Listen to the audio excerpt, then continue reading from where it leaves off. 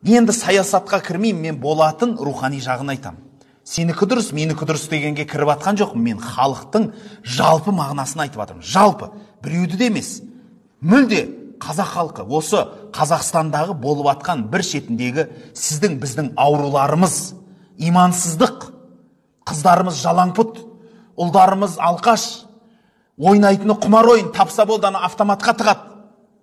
Ішетіндері арақ, Құдайдан безет, мешіттен қашат, молданы басына орамал таққанды, сақал қойғанды жамандайды.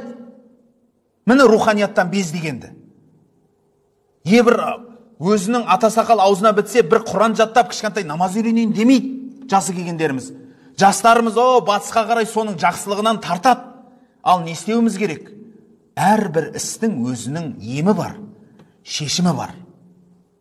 Біріншіден өзіңнің халқыңның құндылығын дәріпте, өзіңнен баста, үйіңде, өзіңнің тіліңде сөйле, өзіңнің дініңді ұста, балаңа Құран жаттат, калима үйрет, әйеліңе ұзын етек кигіз, холодильнигінен арақ шарапты аптаста, парасыз өмір сүр.